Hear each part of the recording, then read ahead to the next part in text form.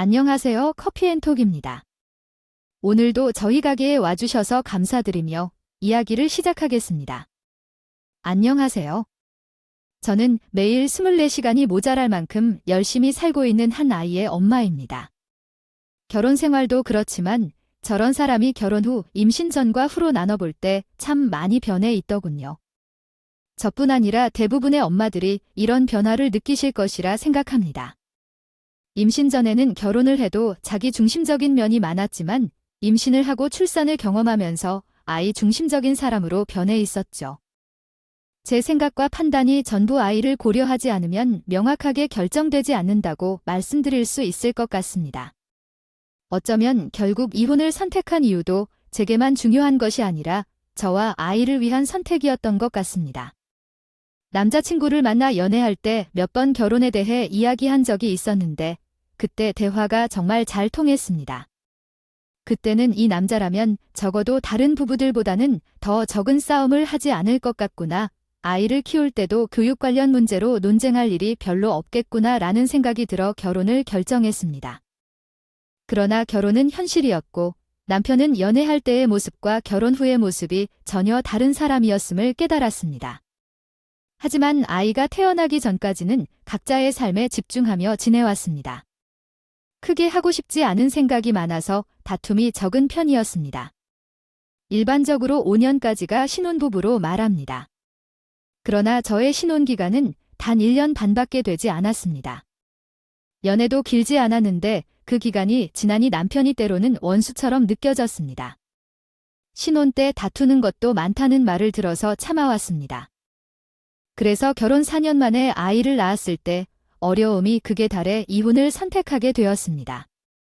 이혼 소식을 전하자 100일 된 갓난아이가 있는데 이렇게 결혼을 해도 되냐는 의문을 많이 받았습니다. 하지만 최선의 결정이라고 생각해서 이혼했습니다. 남편이 저나 아이를 해치거나 불륜을 하지 않았지만 매주 5일은 술을 마시고 취해서 집에 들어오면 집 안을 해치며 남겨두고 갔습니다. 그로 인해 밤늦은 시간에 이웃들의 민원이 들어왔습니다. 경찰이 찾아와서 남편을 잡혀야만 했어요. 그렇게 계속 지내다 보니 우연히 동네 경찰서 앞을 지날 때 경찰들이 만났어요. 그때 남편 상태가 어떤지 묻는 인사였죠. 처음엔 창문 유리가 깨졌을 때나 발이 유리에 상처 입었을 때 등 여러 번 어려움을 겪었어요. 하지만 남편은 술을 마시지 않는 날은 폭력을 보이지 않았어요. 실은 그래서 이혼을 고려하면서도 아이를 낳기 전까지 참고 있었어요. 술만 줄이면 남편이 변할 것이라고 생각해 금주 클리닉에도 다녀본 적이 있었지만 남편의 모습은 변하지 않았죠. 그 사이에 아이는 점점 커가고 있었고 남편이 술에 취해 그런 행동을 할 때마다 아이를 낳고 키우는 것이 맞는지 고민 많이 했어요. 남편의 행동을 시모가 몰랐던 것은 아니었고 제 걱정을 잘 알고 계셨어요. 시모는 남편에게 술을 줄이라고 했지만 아이가 생기면 변할 거라며 걱정하지 말라고 하셨어요. 시모의 말처럼 남편이 변해주기를 바라지만 그 변화는 여전히 없는 상태였어요. 변했어 주진 않았습니다. 저는 이혼을 결심하게 된 결정적인 이유가 2가지 있었어요. 출산 당일, 저는 진통을 호소하며 급히 택시를 타고 병원으로 향했는데 남편은 술에 취해서 정신을 잃고 전혀 연락이 되지 않았어요. 그래서 결국 제가 혼자 아이를 낳았고 태아의 탯줄도 간호사가 자르는 일이 있었거든요. 이런 일이 일어날 줄은 상상도 못했던 일이라서 100번을 양보해도 그럴 수 있다고 생각했어요. 하지만 그 이후에 남편의 행동이 정말 실망스러웠어요. 그 다음 날 남편이 정신을 차리고 나서 제게 연락을 했는데 그 연락을 받는 게 차라리 후회가 됐어요. 정말 남편이 어디 있는지 모르겠어요. 나는 정말 허우적거리며 혼자 아이를 낳았고 우리의 가정도 혼자서 지켰어요. 왜 이렇게 무심했는지 이해가 안 가요? 너무 부조정하고 집에도 없고 내가 술에 취해서 집을 망치놓으면 치워야 하는 걸 아니냐고 생각했어요. 당신은 부재중만 확인하고 내가 보낸 문자조차 안 읽었어요. 당신이 즐겁게 술을 마셨던 때 나는 혼자 애를 낳고 있었어요. 출산 중인데 이런 술을 마시지 말라고 몇 번을 말했잖아요. 왜 그 술로 인해 나 혼자 애를 낳게 됐을까요? 출산 예정일이 남아있을 때는 충분히 시간이 있을 거라 생각했는데 너는 왜 아픔을 알면서도 안 와줬니까? 아니고 아침부터 진짜 더럽게 잔소리하네. 그리고 아무리 갑작스럽게 나으러 갔다지만 낮에 뭐 했냐. 내가 실 자주 마시는 것 뻔히 알면서 해장국 가나안 끓여놓고 말이야. 그게 뭐 어려운 거라고. 해장국 같은 소리 하고 있네. 출산 임박이라 오늘 내일 하는 사람 들고 술이나 처먹고 다니는 주제에 그런 놈이 뭐가 이쁘다고 회장까지. 내가 신경을 써야 되는데 내 속이 술에 찌들어 상하든 말든 나랑 무슨 상관이냐고. 넌 아빠 될 자격도 없어. 알아. 이게 보자 아니고 하늘 같은 남편한테 그따위로밖에 말 못해. 그리고 내가 아빠가 되고 싶어서 애만 들었냐고. 어쩌라고. 아침부터 진짜 성질나게 바락바락 소리나 치고 말이야. 머지가 생긴 걸 어쩌냐고. 이 쓰레기만도 못한 인간. 남편은 그렇게 말다툼을 한 뒤 제가 태어날 때까지도 단 한 번도 병원에 걸음하지 않았어요. 퇴원하고 집으로 돌아갈 때도 친정엄마가 남편을 대신해 도와주었고 산후조리까지 챙겨주셨죠. 그때도 2주 정도 친정엄마가 우리 집에 있다고 불편하다면서 자기는 시댁에 가서 지냈고요. 370일이 지난 뒤 처음으로 시부모님이 아이를 보겠다며 오셨는데 그때 남편도 우리 아이를 처음 본 거고요. 아이를 보고 한 첫마디가지 엄마 닮아서 그런가 진짜 못생겼다였습니다. 자기 품으로 안아준 적도 100일이 될 때까지 손에 꼽을 정도였고 또 다른 결정적인 결정은 이혼이었습니다. 나는 정말 허우적거리며 혼자 아이를 낳았고 우리의 가정도 혼자서 지켰어요. 왜 이렇게 무심했는지 이해가 안 가요? 너무 부조정하고 집에도 없고 내가 술에 취해서 집을 망치놓으면 치워야 하는 걸 아니냐고 생각했어요. 당신은 부재중만 확인하고 내가 보낸 문자조차 안 읽었어요. 당신이 즐겁게 술을 마셨던 때 나는 혼자 애를 낳고 있었어요. 출산 중인데 이런 술을 마시지 말라고 몇 번을 말했잖아요. 그 이유는 친정 아버지의 생신 때문이었습니다. 아이가 태어난 지 딱 30일이 되던 친정 아버지의 생신날 남편에게 여러 번 아버지의 생신이라고 말했고 저녁 식사만 하고 오겠다고 했지만 그렇게 하지 않겠다고 부담을 줄이기도 하고 싶었습니다. 몇 날 전 남편에게 말했지만 생신 당일 남편은 참석하지 않았고 연락조차 없었습니다. 친언니가 데리러 와서 친정을 다녀왔고 남편은 동창회와 같이 있었습니다. 남편은 결코 부모님을 챙기거나 서운해한 적이 없었지만 이번 친정 아버지의 생일날 이야기를 한 이유는 환갑이었기 때문이었습니다. 그러나 남편은 단번에도 참석하지 않았고 작은 선물조차 없었으며 축하의 연락도 없었습니다. 게다가 아이와 함께 친정을 다녀온 것도 친정아버지의 환갑 생신을 축하하기 위해서였는데 그날 남편은 자신의 일정이 더 중요했습니다. 이외에도 그 외에도 많은 일이 있었고 그렇게 이혼 결정을 내렸습니다. 저는 이혼하면서 남편과의 연락을 끊기로 마음먹었습니다. 그 이유는 남편에서 받는 양육비도 거부했기 때문입니다. 남편의 돈으로 자식을 키우는 것은 거부했고 남편을 원망하고 혐오했습니다. 이후 혼자 돈을 벌고 아이를 돌보는 일은 힘들었지만 남편의 존재가 더 힘든 것을 느꼈습니다. 그러나 간혹 남편에 대한 원망과 혐오가 그를 떠난 죄롱한 경우도 있을까요? 1년 전 남편이 사고로 사망했다는 소식을 부모님을 통해 들었습니다. 부모님은 나에게 연락드린 것 자체가 죄송하다며 미안해하는데 그럼에도 친부의 죽음을 알리지 않을 수는 없다고 했어요. 남편이 사망한 소식을 듣자 충격을 받아서 사과의 말도 귀에 들리지 않았습니다. 이혼 당시 남편은 나 없이 더 잘 살 수 있다고 했는데 그러한 발언을 한 직후 이렇게 가버렸다는 사실이 너무 충격적이었습니다. 조문하러 가고 싶지 않았어요. 믿을 수 없는 이야기니까요. 저에게 불편한 기분이 들었어요. 그래서 장례식장이나 납골당에 가지 않았어요. 그 사건이 있었던 후에 전 남편의 죽음 소식을 들은 날은 꿈속에서나 있었던 것처럼 느껴졌어요. 불편한 느낌이 들었거든요. 그런데 죽음 소식을 전한 뒤 몇 달 동안 연락이 없던 시아버지가 만나자는 연락을 했어요. 처음에는 만나고 싶지 않다고 거절했지만 시아버지께서는 한 번만 만나자며 제게 꼭 만나서 전하고 싶은 말이 있다는 거예요. 조금 찝찝한 감정이 앞섰지만 계속 거절할 수는 없어서 약속을 잡고 시아버지와 만났어요.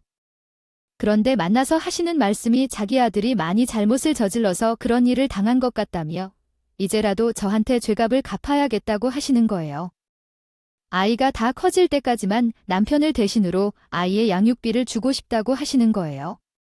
하지만 양육비를 주겠다는 시아버지의 말이 마음에 들지 않았어요. 당신 아들의 유일한 혈육인 제 아이를 챙기며 그렇게 위로받으며 지내면서 양육비를 빌미로 손주인 제 아이를 보여달라고 할 것만 같았기 때문이에요. 전 남편과 이혼했을 때의 관계도 정리하고 그와 관련된 모든 연관을 마음을 끊고 싶었지만 양육비를 받으면 다시 얽히게 될까봐 두려웠던 것도 사실입니다. 그래서 저는 받을 수 없다고 말한 뒤 먼저 자리를 떴습니다. 그날 답답한 마음에 친지를 찾아가서 그날 일을 이야기했어요. 그러니 친정 식구들도 시부모가 주는 양육비는 결코 받지 말라고 했어요. 그 이유는 저와 같은 생각이었습니다. 양육비를 핑계 삼아 그 집 식구들이랑 계속 연락하는 것이 싫다는 거죠. 그래야 합니다. 저만큼 버텼는지 깊이 알고 있는 사람들이 제 친정 식구였기 때문에요. 저를 위해 주는 것은 친정 식구들이고요. 그날부터 저를 설득하기 위해 연락한 아버지에게 거절했고 그 이유를 자세히 말씀했어요. 애를 키우며 싸움했던 일을 아버지가 얼마나 대단하게 생각하는지 알고 있습니다. 부담 갖지 않아도 돼요? 그냥 아이가 더 행복하게 살길 바라는 마음입니다. 양육비를 받는 게 맞다고 생각해요. 부모님과 상의해봤는데 저와 같은 생각을 하셨어요. 남편의 대신으로 우리 아이를 돌보실 필요가 없어요. 제가 좀 더 열심히 노력하면 돼요. 이전처럼 살고 싶어요. 지금 이혼한 후에는 자녀를 돌보는 부담이 적을 것 같지만 조금 시간이 지나면 경제적인 부담이 생길 거예요. 부당한 양육비를 요구하는 게 아니라 그것은 내 아들을 돌보는데 고생하신 당신을 위한 위로금이에요. 받을 필요 없어요. 돈 때문에 다시 연락하고 싶지 않아요. 오히려 부담스럽게 느껴져요. 그냥 제가 아이를 잘 키우면서 평온히 살아가겠다고 생각해요. 그럼 당신도 잘 지내시길 바랄게요. 미안하지만 이야기를 할 필요 없다고 생각해요. 다음에 또 연락이 올지도 모르니 잘 생각해 보세요. 전 이제 남편과의 통화를 끝내고 다시 연락이 오면 그때는 받지 않겠다고 결심했어요. 그게 더 편할 것 같았어요. 전 남편이 아들을 챙긴다는 건 사실 별로 유쾌한 일이 아니었어요. 그저 자기 마음 편하기 위해서 하는 것 같았거든요. 부정적으로만 생각하고 싶지 않지만 아버지를 바라볼 때 의도 자체가 불순한 측면을 볼 수 없다는 것을 알아요. 그럼에도 남아있는 한 줄기 피를 챙기고 싶은 마음이 당연한 것 같아요. 하지만 그것이 우리 모두에게 도움이 되지 않는 길이 아니라고 생각해요. 만약 아버지가 무언가 하고 싶다면 그저 멀리서 우리의 모자가 이 어려운 세상을 잘 견디며 살아갈 수 있도록 마음으로 응원해주는 것이 바람이에요. 하지만 아버지는 내가 그런 걸 거절하겠다고 말했음에도 불구하고 자신의 의견을 고집했어요. 이후에는 말도 없이 아이의 양육비를 제게 송금했어요. 어머니가 제 계좌번호를 아셨기 때문에 그렇게 된 거죠. 양육비를 송금한 후에 아버지는 문자를 남겼어요. 양육비를 이용해서 손자를 보고 싶어 하거나 보고 싶다는 말을 하지 않을 테니 걱정하지 말라고 했어요. 처음에 아버지가 송금한 양육비가 찍힌 것을 보고 너무 혼란스러웠어요. 어떻게 대처해야 할지 모르겠었어요. 몇 일을 고민한 끝에 내린 결론은 자식을 더 소중히 여기는 부모의 감정을 이해하기 어렵기 때문에 양육비를 받아들이고 이 노여움이 조금이나마 풀릴 수 있다면 그냥 받아들이기로 했어요. 손자인 내 아들을 보지 않겠다고 하셨으니 한번 믿어보기로 했어요. 아버지는 한 달에 양육비로 많게는 60에서 70만 원, 적게는 20만 원 정도를 보내주셨어요. 아버지는 양육비를 늘 챙겨 보내주시면서도 손절을 요구하지 않아서 저 또한 양육비 부담을 덜고 삶에 집중할 수 있었어요. 양육비를 받을 때 시작하는 가격과 끝가격이 있다고 합니다. 그래서 저는 애를 잘 키우고 연애도 하며 돈도 벌면서 인생을 잘 살아갈 수 있었어요. 그러나 우리의 인연이 또다시 어려워졌어요. 7년째 만난 남자친구가 있었고 그는 아이를 너무 사랑스러워하는 따뜻한 마음을 가졌어요. 그러나 예전 시어머니가 제 남자친구가 운영하는 가게를 찾아와 난장판을 벌인 일이 있었어요. 나는 예전 시어머니와 전혀 연락이 없었기 때문에 남자친구를 찾아가면서 상황을 이해할 수 없었어요. 남자친구가 말하길 동료를 통해 뒷조사를 해온 것 같다고 하더군요. 예전 시어머니는 그녀의 자식이 저 때문에 그런 상황이 되었다고 주장했어요. 나는 과거의 일들을 잊고 살아가려는데 그와 같은 말들을 들으니 분위기가 싸해졌어요. 양육비까지 다 받아냈다며 괘씸한 것이라고 제 욕을 퍼부었어요. 나는 파렴치한 것이라는 걸 내 남자친구도 다 알아야 하는 것 아니냐면서 말했어요.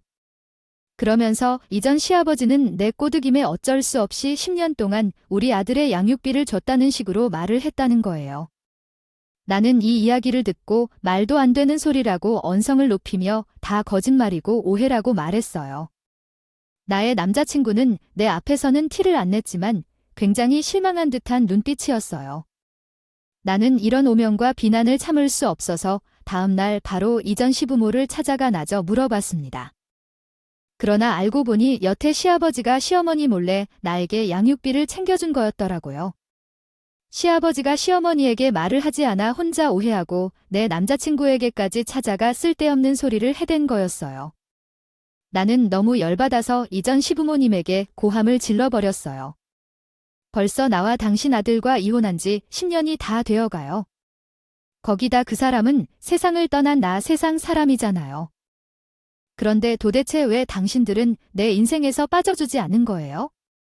왜 내 인생이 이렇게 끈질기게 얽혀서 여전히 나를 괴롭히느냐고요? 뭐야, 끈적여 우리가 뭘 얼마나 널 괴롭혔다고 이렇게 찾아서 깽판을 쳐 오해로 빚어진 일을. 당신은 그런 식으로 버러지처럼 자랑스러워하며 행동해서는 안 돼요. 내가 아들과 끝났다는 걸 나에게 말해. 부부도 아니고 남자들이지만 왜 태어난 부모들이 내 삶을 혼란스럽게 만들었는지 알 수 없어. 내가 어떻게 더 망가질지 알기 전에 멈춰야 해. 맞아, 내 삶이 바뀌었는데 그건 너의 아들 때문이야. 너와 이혼하지 않았다면 이런 일도 없었을 텐데. 그리고 매달 양육비를 일일이 받아두는 건 뻔뻔스러울 뿐이야. 나는 받기 싫었어. 거절해도 괜찮다고 했지만 내 부모를 나무라고 해 몇 번이고 거절했지만 너의 아버지는 계속 입금했어. 그 돈은 필요 없다고 했지만 마침내 너의 이전 시어머니 앞에 던져버렸어. 그러자 내 아버지는 돈을 줍기 시작했고 그게 자유롭게 마음을 제발 그랬으면 해 모든 건 내 잘못이었어. 숨기고 싶은 마음에서 경솔했어. 따라서 부디 그러지 마십시오. 이것을 가져가 주세요. 난 서포도 받을 생각이 없어. 나는 내 안에서 해결하겠어. 미안하다. 정말 미안하다. 아버지, 그 긴 세월 동안 돈을 받으면서도 한 푼도 쓴 적이 없어요. 가볍게 여기지도 않았어요. 그런데 어떻게 이런 대우를 받는 거죠? 이렇게 파렴치한 대우를 받으면서 또 어떻게 다시 돈을 쓸 수 있을까요? 정말 난 그 돈을 싫어해요. 그냥 다시는 되지 않는 게 좋겠어요. 정말로 우리 인연을 여기서 끝내야 해요. 이 지겹고 진부한 악연을 부디 끝내자고요. 저는 그런 시아버지에게 말한 뒤에 그 돈을 두고 이전 시댁에서 떠났어요. 그 돈은 긴 세월 동안 모은 돈이었기에 꽤 큰 의미가 있었지만 아들이 대학에 가야 하는 등록금으로 사용하려고 열심히 모아둔 건데 이렇게 다시 되돌려줘야 했어요. 남자친구에게 가서 양육비에 대해 설명했어요. 그는 제게 이해해주지도 않고 이별을 요청했어요. 모든 오해를 풀었지만 결국 남자친구는 제게 이별을 했어요. 그의 곁을 떠난 후에야 남자친구와 제가 많이 했던 잘못들을 깨달을 수 있었어요. 전 남편과는 전혀 다른 그 남자친구 때문에 더욱 혼란스러웠던 것 같아요. 제 전 남편과의 이혼 후 언제나 나를 우선으로 생각해주던 남자친구에게 말했어요. 남자친구와 헤어진 후 정말 힘들었던 점은 이 슬픔을 완전히 표현할 수 없었다는 것이었어요. 제 삶에서 감정을 표현하는 것은 쉽지 않았어요. 아이 앞에서는 슬퍼할 수 없었고 직장에서도 어두운 얼굴을 하면 안 됐어요. 그냥 속으로 썩어가는 이별의 아픔이었어요. 아이를 혼자 키우는 워킹맘이기 때문에 막중한 책임이 있었어요. 밤에 유일하게 혼자인 시간을 끝내 눈물을 흘리며 보낸 일이 제 감정을 솔직하게 했어요. 울다 잠들다 반복하는 시간이었죠. 너무 참지 못해 남자친구에게 찾아가 애원한 적도 있었어요. 우리는 이렇게 헤어질 수 없어 라고 말했죠. 그런데 그 말에도 남자친구는 7년 동안 쌓아온 감정을 어떻게 그냥 끊을 수 없다며 천천히 하나씩 정리해야 한다고 했어요.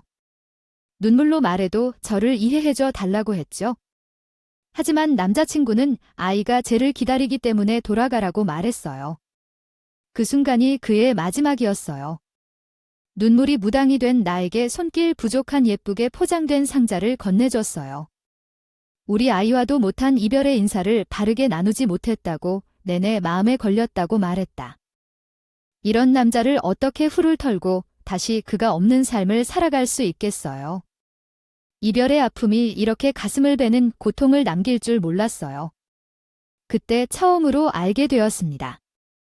남자친구와 이별하면서도 이전 시부모와의 갈등을 겪었으니까 이제는 더는 이전 시원과의 흉측한 인연이 끝난 줄로 생각했어요. 하지만 몇 달 후 다시 이전 시아버지가 새벽에 연락을 해왔어요. 내가 전화를 받지 않을 거라는 걸 알기라도 했는지 모르는 번호로 전화를 했답니다. 전화를 받자마자 이전 시아버지라는 것을 알자마자 짜증이 치밀어 올랐지만 무슨 이야기를 하려고 늦은 새벽에 전화를 한 건지 궁금해서 통화를 이어갔어요. 그런데 이전 시아버지가 힘들게 이야기를 꺼내더군요. 이번에도 무엇 때문에 연락하신 건가요? 나는 아버지와 나눌 얘기가 없어요. 내가 그때 당신에게 부탁했잖아요. 이 끈질긴 관계를 끝내자고 하지만 어쩔 수 없는지도 모르겠구나. 마지막 부탁이 하나 있어? 마지막 부탁을 부탁드리고 싶어. 부디 들어주시길 바랍니다. 왜 순서까지 정하며 부탁을 드리게 됐는지 나도 모르겠네요. 저희의 관계를 한마디로 설명한다면 남들보다 못한 관계예요. 알고 계신가요? 왜 그런 식으로 대해주시는 건지 모르겠어요. 왜 항상 저를 곤란하게 만드시는 건지요. 지금 정말 마지막으로 얼굴을 볼 거라고요. 부탁드려요. 내일 너희 아들을 데리고 메시지에 적힌 병원 주소로 와주세요. 그 병원에 오면 10년 전에 돌아가신 당신의 남편을 보실 수 있을 거예요. 그 말을 듣자마자 뒤통수를 세게 친 것처럼 느껴졌어요. 너무 놀라 당황스러웠고 말이 버벅거리며 그게 무슨 소린지 물었죠. 이전 시아버지는 깊게 한숨을 쉬고 이렇게 말씀하셨어요. 그게 무슨 뜻이죠? 내 전 남편을 볼 수 있을 거라니요. 네, 너의 전 남편이라니까요. 내 아들은 10년 전에 진짜 죽지 않았어요. 그는 자살을 시도했어요. 그러나 성공하지 못했지요. 그는 진짜 죽으려 했는데요. 그 마음을 잊을 수 없죠. 그는 유서마저 썼어요. 다음에는 실수하기 싫었나 봐요. 그렇게 긴 시간 동안 상태로 기계에 의존해 살아가고 있어요. 우리 부모로서 우리가 너무 못해서 아직도 끌어안지 못했어요.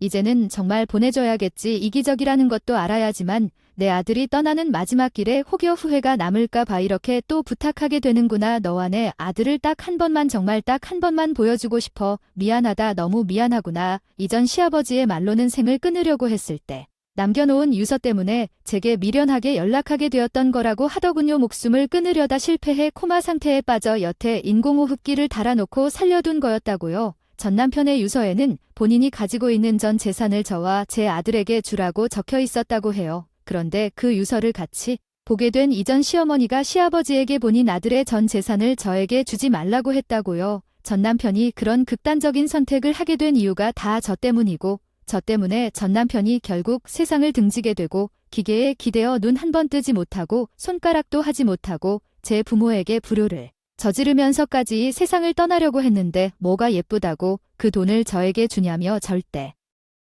주지 말라고 엄포를 놓았다고 하더라고요. 그래서 이전 시아버지는 시어머니에게 저에게 그게 무슨 뜻이죠? 내 전 남편을 볼 수 있을 거라니요. 네, 너의 전 남편이라니까요. 내 아들은 10년 전에 진짜 죽지 않았어요. 그는 자살을 시도했어요. 그러나 성공하지 못했지요. 그는 진짜 죽으려 했는데요. 그 마음을 잊을 수 없죠. 그는 유서마저 썼어요. 다음에는 실수하기 싫었나 봐요. 그렇게 긴 시간 동안 상태로 기계에 의존해 살아가고 있어요. 우리 부모로서 우리가 너무 못해서 아직도 끌어안지 못했어요. 내가 그 돈을 주지 않겠다고 말했지만 매달 양육비 형식으로 전 남편의 재산을 받았던 거야. 그걸 이전 시어머니가 들킨 후 어쩔 수 없이 그런 일이 생겼대. 그래서 정말 죄송하다고 말해. 그런데 왜 그렇게 오랜 시간 동안 날 속였는지는 대답을 하지 못했어. 나는 원흉이 돼버렸나 봐. 남편은 사실 그렇게 중상을 입었지만 숨은 있었는데 왜 가짜 부고 소식을 전하고 다녀? 저를 속인 진짜 이유는 뭘까? 어쨌든 이렇게 긴 세월을 속여온 것에 대해 미안해하고 있으니 미움과 원망을 버려야 한다고 말했어. 미움과 원망을 벗어날 수가 없겠지만 내 아들의 아빠라서 내 아들의 뜻을 존중해야 한다고 하더라. 전 시아버지는 이제 내게서 전 남편의 인연을 끊고 싶어 하는데 10년간 내 곁을 지켜주고 있던 전 남편의 현을 보내주고 싶다고 했어. 인공호흡기에서 벗어날 시간이 다가왔어. 그 전에 와서 잘 있고 그곳에서는 죄책감 없이 편안히 지내라는 인사만 좀 해줘 울면서 부탁해. 결국 나는 그 부탁을 들어주기로 결심했어. 하지만 내 아이는 이 모든 상황에 혼란스러워할 거라 걱정돼. 어떻게 말해야 아이가 이해하기 쉬울까 고민하고 또 고민했어. 그러나 우리 아이도 나의 마음을 알아주었을까? 나에게 어떤 걱정이 있느냐고 털어놓고 힘내라고 한 거야. 그런 아들의 말에 힘을 내서 차근히 모든 상황을 설명했어. 아들아, 이제부터 엄마가 조금 받아들이기 어려운 얘기를 할 것 같아. 내가 듣고 잘 생각한 다음에 결정해도 돼. 그러니까 너무 혼란스러워하지 말고 들어줘. 엄마 도대체 어떤 고민이길래 나한테도 어려운 얘기인 거야? 내가 결정해야 하는 문제가 있는 거야? 다 괜찮아. 나는 똑똑하니까 정말로 힘들지 않게 올바른 판단을 할 거야. 아빠가 오랫동안 아팠대. 병원에서 열심히 치료를 받으며 버텼지만 이제 버티기가 어려워졌대. 그래서 호흡기를 쓰고 버티고 있었는데 깊은 잠에 빠져 깨어나지 못하고 있는 거야? 진솔아. 홀로 이 세상을 떠나야 할 아빠를 위해 우리가 하늘에서 가장 큰 별이 되어 항상 빛나도록 인사를 해주고 싶어요. 아빠가 우리 진솔이를 많이 그리워했었지만 너무 아파해도 보러 오지 못했어요. 낯설고 이해하기 어려울 수 있지만 엄마와 함께 우리를 돌봐주신 아빠에게 마지막으로 응원을 전하고 싶어요. 그래요. 낯선 존재로 아빠에게도 낯설 것이죠. 아빠가 타고난 엄마를 만나게 해줘서 정말 감사하다고 전해주고 싶어요. 아프지 않도록 부탁드리고 싶어요. 다행히 아빠는 거부하지 않고 전 남편을 만나러 가겠다고 했어요. 저희 아이와 함께 전 남편이 누워있는 병원으로 향했어요. 이전 시어머니는 저의 아들을 보며 눈물을 흘렸어요. 아이는 처음에는 주춤주춤했지만 용기를 내고 남편이 누워 계신 병실에 다가가서 정말 태어나게 해줘서 고마워라고 말했어요. 하늘에서는 아빠와 아프지 않게 하라고 인사를 드렸어요. 그리고 마지막 인사를 건넨 후 편히 떠나주었어요. 아이의 아빠가 세상을 떠난 뒤 이전 시어머니는 제게 말했어요. 솔직히 그동안 나를 너무나도 미워했다는 거? 제가 이혼을 요청해서 일은 전 남편과 함께 이루고 만건겼습니다. 아들을 보지 말라고 해서 전 여자친구의 결정에 마음이 아프고 나쁜 선택을 한 것만 같다고요. 그래서 그녀를 미워하지 않고는 버티기 어려웠다고요. 그리고 여태 뇌사 상태로 누워있는 아들을 보면서 아무것도 모르고 아이와 함께 행복을 찾는 내 자신이 미운 마음이 들었다고 해요. 그래서 차마 전 남편이 남긴 유서대로 행동할 수 없었다고 하더라고요. 저는 여전히 제 인생에 나서는 제 남자친구와 이별까지 이끈 전 시어머니가 미워졌지만 왜 그렇게까지 했는지는 이해할 수 있겠더군요. 더 미워할 수도 없게 말이에요. 전 시어머니는 자신이 그 마음을 알아도 잘못했다는 걸 이제서야 깨달아서 지금은 반성하고 있다고 했어요. 그러면서 전 시아버지가 사과해준 것처럼 전 시어머니도 제 손을 잡고 미안하다는 말을 되풀이하셨죠. 전 시어머니가 조금 진정된 모습을 알아보자 우리 모습을 지켜보던 전 시아버지가 시어머니에게 말했어요.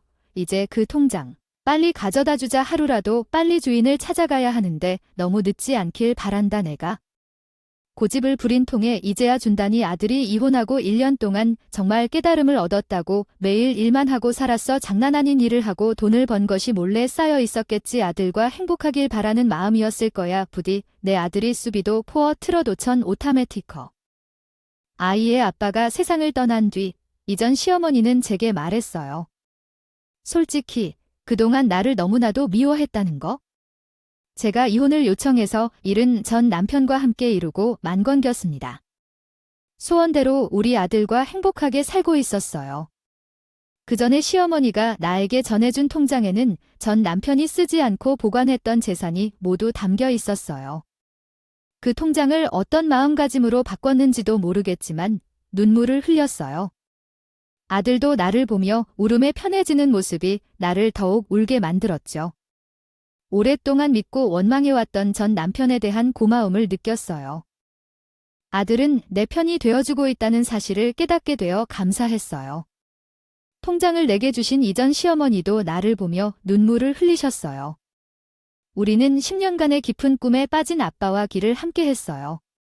아무리 참석해야 해도 미안한 마음을 전하지 않는 전 남편이라도 내가 미련과 후회를 느꼈다는 걸 알게 되어 다행스러웠어요.